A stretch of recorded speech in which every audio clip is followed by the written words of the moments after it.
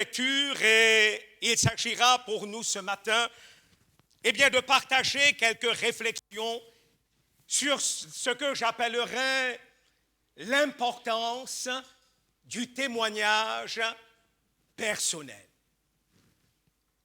Vous le savez, je ne vous apprends rien, qu'en matière de vie chrétienne, le service le plus élevé, c'est celui de l'adoration.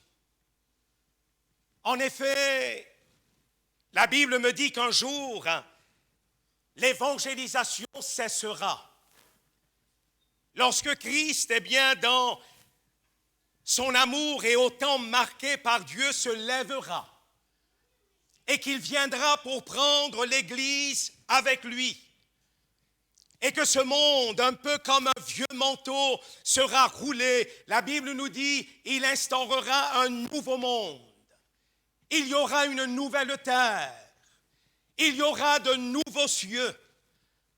La Bible dit, il n'y aura plus besoin d'évangéliser. Lorsque l'évangile aura été prêché jusqu'aux extrémités de la terre, que Christ reviendra pour établir son règne, nous n'aurons plus besoin d'évangéliser. Un jour, la Bible nous dit que les prières et puis aussi les intercessions cesseront. Là aussi, lorsque, Christ viendra pour instaurer son règne, la Bible dit, dans ce nouveau monde, il n'y aura ni pleurs, ni deuil, il n'y aura plus de souffrance. On n'aura plus besoin, de prier pour réclamer de la part de Dieu son secours. On n'aura plus besoin de prier pour le salut de nos contemporains. La Bible dit que les prières cesseront, mais la louange et l'adoration ne cesseront jamais. Ils ne cesseront jamais parce que nous passerons l'éternité à adorer Dieu. La Bible dit que dans le livre de l'Apocalypse, que dans le ciel, les êtres vivants, ces êtres célestes que sont les anges, adressent à Dieu un culte permanent. À chaque instant, chaque jour qui passe, ils sont dans l'adoration. Et un jour, nous aussi, nous passerons l'éternité à louer Dieu et à l'adorer. Mais si l'adoration, c'est le service le plus élevé, la Bible me dit en même temps que l'évangélisation, c'est le service le plus important. Le plus important parce que, de cet engagement, de ce service de la part de chacun d'entre nous, va dépendre la pérennité de l'œuvre de Dieu. De ce service va dépendre la pérennité de l'Église. Et c'est ainsi que quelqu'un un jour a dit, je l'ai relevé, quelqu'un a dit un jour, il ne faut pas que l'Église cesse de témoigner, car ce ne sont pas tant les prédications, mais le témoignage personnel de chaque membre de l'Église qui évangélisera le monde.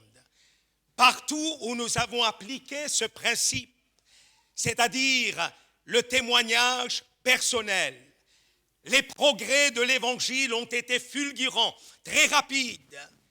Quand nous croyons, nous ne croyons plus que les hommes sont perdus. Quand nous ne nous efforçons plus de les amener à Christ, alors la gloire de Dieu se retire et s'éloigne de nous. L'Église qui cesse de témoigner et d'évangéliser, elle cessera d'exister. Voilà ce qu'un prédicateur, il y a des années de cela, a pu dire. Et un autre homme de Dieu, un prédicateur du 19e siècle, un Anglais, connu sous le nom de Charles Spurgeon, qui était convaincu que le témoignage personnel, c'est un exercice primordial. Il disait constamment aux membres de sa congrégation, rendez témoignage, parlez de Christ autour de vous, Répandez la bonne nouvelle de l'Évangile. Vous êtes le sel de la terre. Vous êtes la lumière du monde. Vous portez dans ces vases de terre que vous êtes, eh bien, un trésor extraordinaire. Et aux uns, vous apportez une odeur de vie, ceux qui reçoivent l'Évangile. Et aux autres, vous apportez une odeur de mort. Eh bien, ceux qui ne reçoivent pas ce témoignage. Il disait, eh bien, parlez de Christ autour de vous. Et c'est ce qui a fait finalement son succès. Et dans ces années, le 19e siècle, son Église a connu un succès extraordinaire. Son ministère a amené des centaines, des milliers d'hommes à la connaissance de Jésus-Christ. Parce qu'il était convaincu d'une chose, le témoignage personnel est primordial. Ce ne sont pas tant les prédications qui sauvera le monde, mais ce qui amènera ce monde à la foi et à la conversion, ce sont les témoignages personnels. Et par-delà ces prédicateurs, et même ce prédicateur anglais, je dirais que force est de constater dans la Bible que c'est ce qui a fait finalement la force de l'Église primitive. Relisez les Actes des Apôtres. Allez de chapitre en chapitre, et bien de page en page, et vous verrez ces croyants qui, à l'instar de leur maître, la Bible me dit de Jésus, le Père l'avait oint du Saint-Esprit et de force. Il allait de lieu en lieu, prêchant la bonne nouvelle, faisant du bien, guérissant les malades et délivrant tous ceux qui étaient sous l'empire du diable. Et ces croyants de la première heure, la Bible nous dit c'est ce qui a fait leur force. Et lorsque, eh bien, le Seigneur s'en est allé le jour de l'ascension, eh bien, ces hommes sont rentrés dans cette mission. Eux aussi, à l'instar de Jésus, ils allaient de lieu en lieu. Ils faisaient du bien à leurs contemporains. Comment? Eh bien, ils prêchaient la bonne nouvelle du royaume. Et ici, nous l'avons lu dans le chapitre 8 du livre des Actes des Apôtres et au verset 4, il nous est dit que ceux qui avaient été dispersés allaient de lieu en lieu, annonçant la bonne nouvelle de la parole. Quand on lit ce chapitre 8, je l'ai dit, c'est un chapitre un petit peu charnière des Actes des Apôtres, un chapitre charnière dans la révélation de Dieu à l'humanité, parce que c'est, je dirais, la première fois que l'Évangile s'ouvre aux païens. Et quand on arrive là dans ce chapitre 8, l'Église est en train de vivre une page très sombre de son histoire. C'est la persécution. Les chrétiens sont obligés de fuir pour sauver leur vie. Et on aurait pu peut-être s'attendre à lire ici, eh bien, au lieu qu'ils allaient de lieu en lieu annonçant la bonne nouvelle, on aurait pu s'attendre à lire, ils allaient de lieu en lieu, cherchant du refuge, cherchant un lieu où ils pourraient s'abriter et puis trouver de quoi se nourrir. On aurait pu s'attendre à lire qu'ils allaient de lieu en lieu racontant leur tragédie et disant plus jamais ça. Il faut que le monde sache ce que l'on nous fait subir comme injustice. Mais au lieu de cela, la Bible nous dit qu'ils allaient de lieu en lieu. Ils prêchaient la bonne nouvelle du royaume. Pourquoi, eh bien, faisait-il cette démarche et s'impliquait-il autant dans le témoignage personnel? Tout d'abord, je dirais, Jésus a dit dans l'évangile de Matthieu, c'est de l'abondance du cœur que la bouche parle. Et parce que le cœur de ces hommes était rempli d'amour pour Dieu, leur cœur était rempli d'amour pour ce Christ qui a renoncé à son ciel de gloire, qui a pris une forme de serviteur. Ce Christ qui est mort comme un impie, comme un pécheur, pour que nous pécheurs nous soyons sauvés. Parce que leur cœur était rempli d'amour pour le Christ. Alors partout où ils passaient, ils ne pouvaient contenir en eux, eh bien, cette bonne nouvelle. Christ est mort pour vous aussi. Et puis, s'ils annonçaient cette bonne nouvelle, c'est parce qu'ils étaient convaincus de la véracité de ces paroles que Jésus avait dites, à savoir que ce n'est que lorsque l'Évangile sera prêché à toute la création, ce n'est que lorsque l'Évangile sera prêché jusqu'aux extrémités de la terre, qu'alors le Christ se lèvera et qu'il viendra pour prendre son Église avec lui. Parce que ces hommes, voyez-vous, avaient compris, eh bien, ce monde devient de plus en plus insupportable pour le croyant. L'immoralité gagne de plus en plus de terrain. Le péché s'accroît de plus en plus. Parce que ces hommes et ces femmes avaient compris, ils ne sont que des voyageurs et des étrangers ici-bas. Alors ils voulaient hâter l'avènement du Fils de Dieu. Comment s'y prendre? Ils avaient retenu la promesse. Le Fils de l'homme ne se lèvera pour venir et prendre l'Église avec lui. Eh bien, qu'à partir du moment où l'Évangile sera prêché à toute la création, alors, eh bien, il s'imposait ce devoir partout où il passait, d'annoncer cette bonne nouvelle à leurs contemporains. Un sondage effectué parmi les chrétiens, excusez-moi, j'ai chaud ici, je vais enlever ma veste.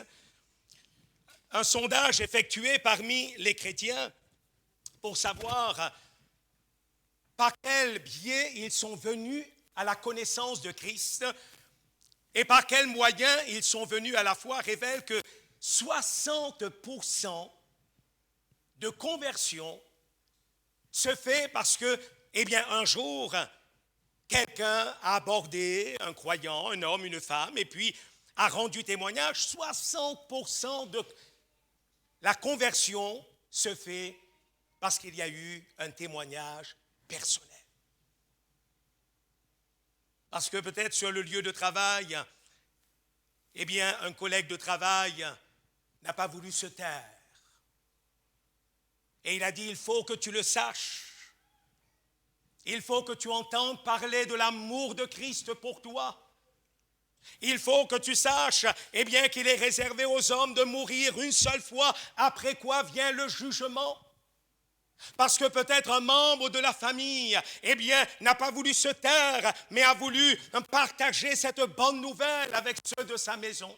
60% de personnes qui se convertissent, eh bien, font cette expérience parce qu'il y a eu un témoignage personnel. L'apôtre Paul, écrivant dans sa lettre aux Corinthiens, 1 Corinthiens, le chapitre 9, les versets 16 et 17, disait « Si j'annonce l'Évangile, ce n'est pas pour moi un sujet de gloire, car la nécessité m'en est imposée, dira-t-il, et malheur à moi si je n'annonce pas l'Évangile. » C'est ainsi que, voyez-vous, Paul va dire, s'il annonce l'Évangile, ce n'est pas pour lui un sujet de gloire, c'est-à-dire l'occasion, eh bien, de s'attirer la faveur des hommes.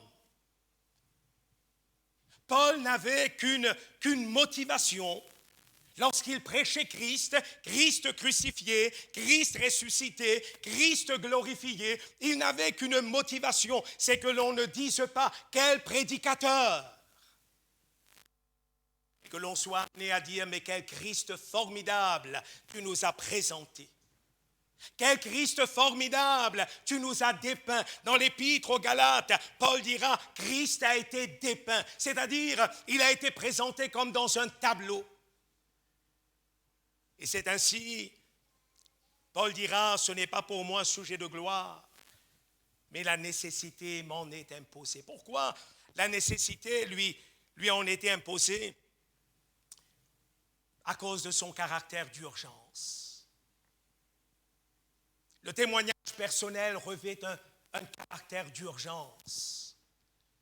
Jésus écrivant, ou plutôt parlant dans l'Évangile selon Jean au chapitre 9, où il va dire qu'il est la lumière du monde, il dit, il faut que je fasse, tandis qu'il est jour, les œuvres de celui qui m'a envoyé.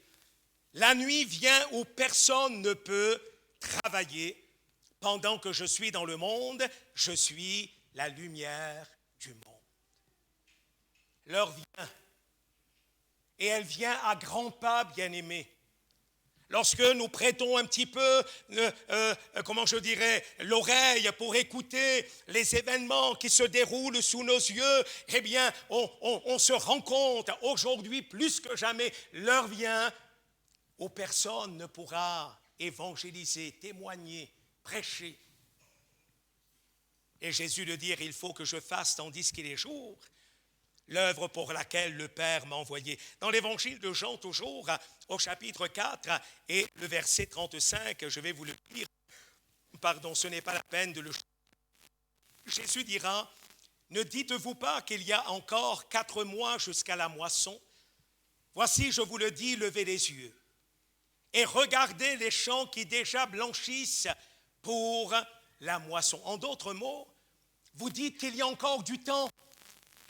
Vous dites qu'il nous reste encore du temps pour pouvoir moissonner. Mais moi je vous dis, dira Jésus, levez les yeux, regardez les champs qui déjà blanchissent. Et dans l'évangile de Matthieu, il y a un complément d'information qui est apporté. Il est dit, voyant la foule, Jésus fut ému de compassion pour elle, parce qu'elle était languissante et abattue comme des brebis qui n'ont point de berger. Alors il dit à ses disciples, la moisson est grande, mais il y a peu d'ouvriers. Priez donc le maître de la moisson d'envoyer des ouvriers dans sa moisson. Les chrétiens de la première heure témoignaient personnellement parce qu'ils ont compris le témoignage revêt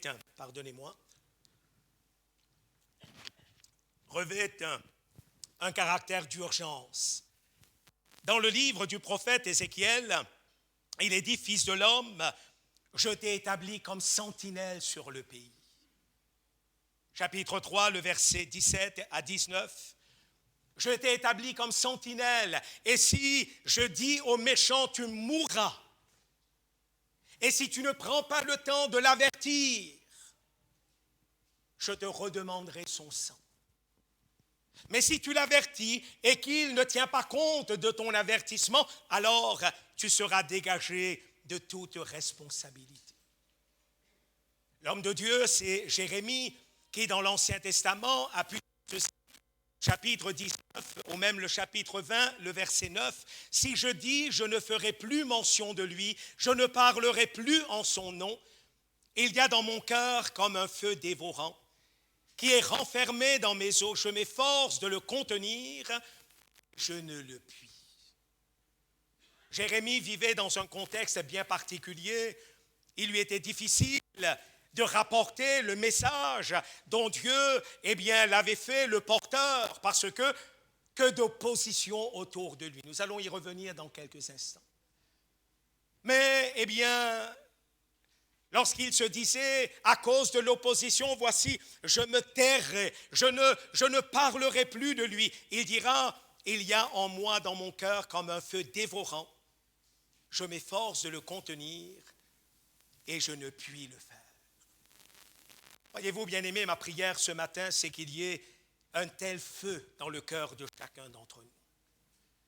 Ma prière, c'est qu'il y ait un tel feu qui, brûle au-dedans de nous, nous consume, et nous consume non pas dans le sens, voyez-vous, de nous réduire en cendres, non, mais nous consume dans le sens de nous animer d'une véritable passion pour les âmes. D'une véritable passion pour les âmes. Et qu'ainsi, à l'instar de Paul, nous puissions dire à notre tour, l'amour de Christ me presse. Si j'annonce l'évangile, nous l'avons lu, ce n'est pas pour moi un sujet de gloire. Et ailleurs, il dit, l'amour de Christ me presse. Plaise à Dieu que cet amour qui brûle dans notre cœur nous presse. Et à ce collègue de travail qui, vit sa vie sans Dieu, sans foi, sans espérance, ne me laisse pas indifférent. Mais m'amène, voyez-vous, à lui partager mon privilège de connaître le Seigneur, eh bien, cette arche de salut dans laquelle Christ m'introduit. Que ce feu qui brûle dans notre cœur ne nous laisse pas indifférents, peut-être aux membres de nos familles, peut-être à ce voisin, cette voisine, ces personnes que nous côtoyons. Mais comme le Seigneur a pu, voyez-vous, le dire, eh bien, il fera de nous ses témoins jusqu'aux extrémités de la terre. Puissions-nous être de ceux, de celles qui vont parler de lui, qui vont témoigner de lui, qui vont raconter ses merveilles et qui vont partager l'amour dont nous avons été les bénéficiaires à tous nos contemporains. En tout cas, pour illustrer l'importance du témoignage personnel, j'ai pris cette parabole dans l'évangile de Matthieu, où Jésus illustre ici les dispositions de cœur qu'il nous convient d'avoir pour recevoir l'évangile dans de bonnes conditions. Il dit un semeur sortit et il sema la semence et voilà qu'une partie de la semence tomba le long du chemin. Et aussitôt que cette semence est tombée le long du chemin, les oiseaux du ciel sont venus et ils les ont mangés. Et Jésus explique cela, il dit, celui qui entend la parole comme la semence qui tombe le long du chemin, eh bien c'est celui qui entend la parole mais ne la comprend pas.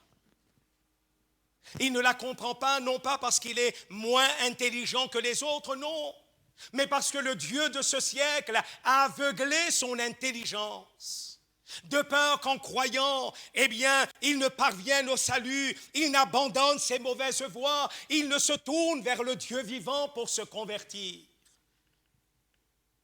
Alors, voyez-vous, il se met à l'œuvre, dès que l'évangile est annoncé, eh bien, il travaille à enlever la semence qui a été semée dans les cœurs.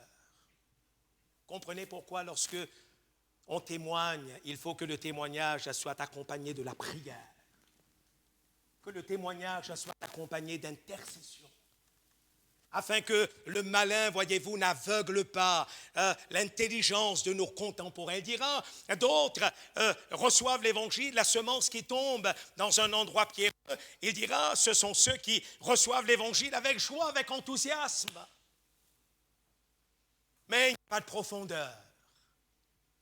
Et parce qu'il n'y a pas de profondeur, dès que survient quelques contrariétés, quelques difficultés, eh bien, on tourne le dos à Christ, on abandonne la foi. Et on se dit, finalement, c'est peut-être le caprice d'un instant. Et puis, il dit, il y a les semences qui tombent au milieu des épines. Il dit, ce sont ceux qui reçoivent l'évangile, mais chez lesquels les soucis de la vie étouffent la semence. Les soucis de la vie étouffent la semence. Alors Jésus dit, un semeur sortit pour semer, et comme il semait, etc., etc. Un semeur sortit pour semer. Voyez-vous, si ce cultivateur a pris conscience qu'il fallait qu'il sorte de chez lui et qu'il aille porter la semence dans le champ, c'est parce qu'il avait compris que s'il restait chez lui dans la passivité, le travail ne se fera pas tout seul. On habite dans une région où il y a beaucoup de champs, beaucoup de cultivateurs. Jamais je n'ai vu des semences sortir toutes seules chez le semencier. Et puis traverser la ville, aller dans le champ pour semer, j'ai jamais vu ça. Il faut que le semeur réalise, qu'à un moment donné dans l'année, lorsque l'été est passé, le printemps est passé, la moisson a été engrangée, il faut qu'il laboure son champ. Et puis, il va surveiller que le ciel lui prodigue, voyez-vous, de ses soins et il va ensemencer son champ. Un semeur sorti pour semer. Et je crois que sur un plan spirituel, nous avons besoin de le réaliser, nous aussi, ce matin. Bien-aimés, si vous et moi, nous voulons voir des hommes et des femmes se convertir à Christ, si nous voulons voir des hommes et des femmes parvenir à la connaissance du Dieu vivant et vrai, passer de la mort à la vie, alors il faut que nous comprenions, prier, c'est bien, intercéder, c'est bien, mais ce n'est pas suffisant. Il faut que, nous aussi, nous réalisions, voyez-vous, l'importance du témoignage personnel, l'importance d'ensemencer les cœurs de cette semence de vie qu'est l'Évangile, la parole de Dieu.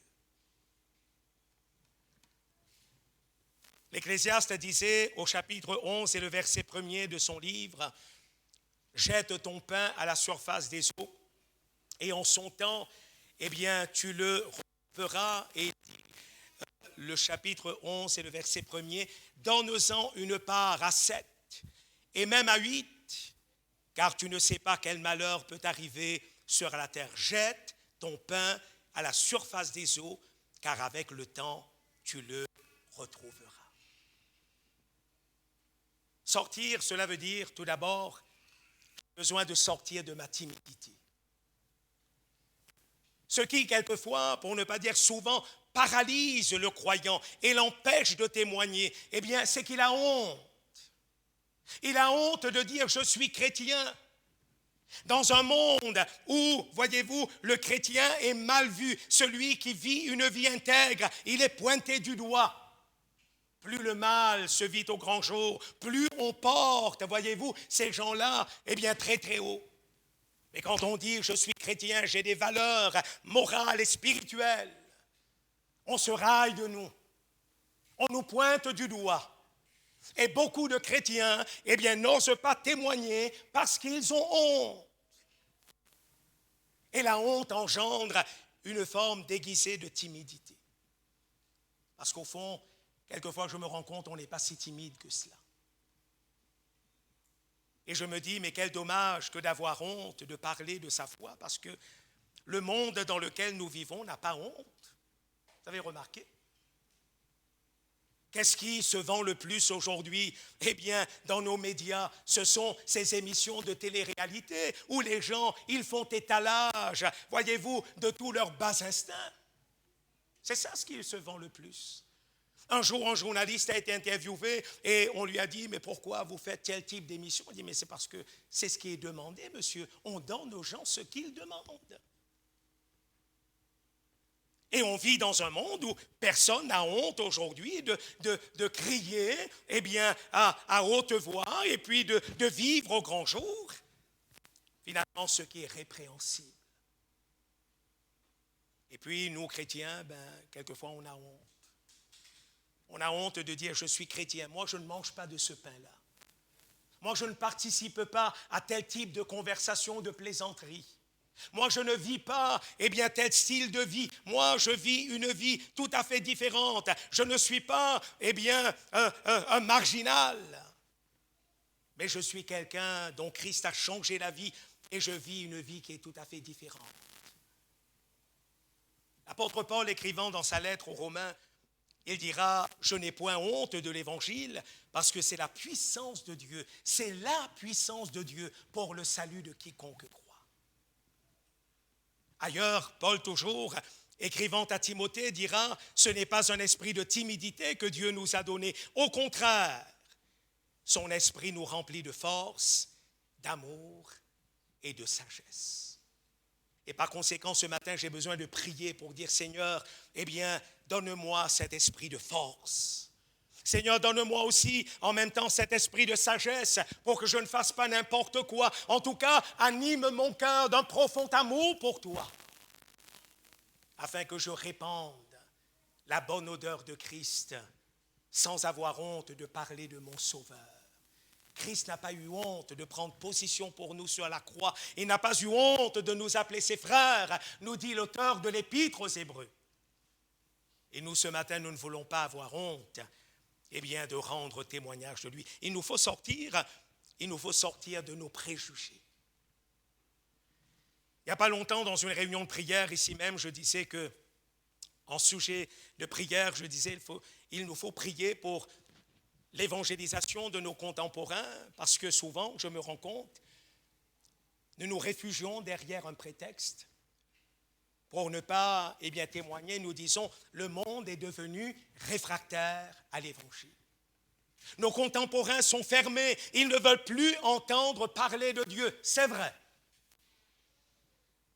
Mais j'ai lu, c'était au mois de septembre, le 24 septembre de cette année, un journal catholique publiait un sondage commandé par l'Église catholique en vue de témoigner à nos contemporains. Ils ont commandé un sondage pour savoir quelle était la sensibilité de nos contemporains, le peuple français, par rapport à l'Évangile. Et il en ressort ceci, 51% des Français disent ne pas croire en Dieu, alors qu'en 1947, il n'était que 34%. 51% des Français disent nous ne croyons pas en Dieu. Dans les familles, 29 à 38% des Français seulement parlent de temps en temps de Dieu, de l'Évangile ou de la foi. On parle de tout un tas d'autres choses, mais on ne parle plus de Dieu aujourd'hui dans les familles. D'où l'importance pour nous, chrétiens, dans nos familles, de parler de la foi et du Seigneur à nos enfants. Mais il en ressort ceci, c'est que 68% des Français interrogés disent la foi peut contribuer à transmettre des valeurs morales. Ils disent, dans une société où on est de plus en plus irrespectueux vis-à-vis de son prochain, on est de plus insensible au sort de son prochain. Ils disent, pour que nos jeunes aient des valeurs dans ce monde où les frontières sont repoussées de plus en plus loin, 68% des Français disent la foi est importante. L'Évangile est important. Connaître Dieu, c'est important. Alors, c'est vrai que quelquefois, derrière ce préjugé, nous vivons dans une société qui est fermée à l'Évangile. Nous disons, nous prétextons, il ne faut pas évangéliser parce que de toute façon, les gens disent toujours non. C'est vrai. 51% des Français disent ne pas croire en Dieu. Mais il reste 49%. Alléluia.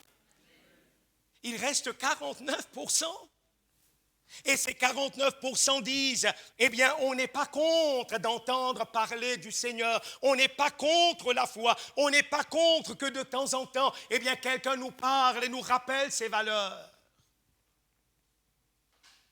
Et c'est pour cela, on a besoin de sortir, mais sortir de notre timidité, sortir de notre honte. On a besoin de sortir, voyez-vous, de nos préjugés. J'ai lu, toujours dans ce sondage, que plus de 10% de Français disent, depuis qu'il y a eu ces temps de crise, il y a un éveil par rapport à la foi. Il y a une recherche de Dieu. Et, on se rend compte qu'il nous faut nous accrocher à quelque chose. Mais à quoi s'accrocher? Il nous faut nous accrocher à ce qui est invisible. Parce que le visible, petit à petit, voyez-vous, se dérobe sous nos pieds. Mais l'invisible demeure. Et nous avons besoin de nous accrocher à ces choses invisibles, pour ne pas dire à cette personne invisible, le Christ mort, mais aussi le Christ ressuscité, alléluia, et qui est vivant au siècle des siècles.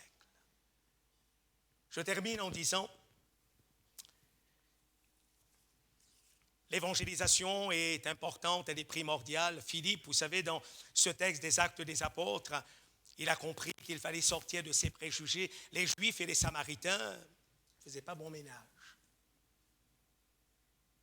Et c'était des gens qui ne se fréquentaient pas, qui ne se côtoyaient pas. Ils se haïssaient. Et pourtant, lorsque Dieu appelle Philippe à aller à Samarie pour y prêcher le Christ, la Bible nous dit que Philippe a accepté de sortir de ses préjugés.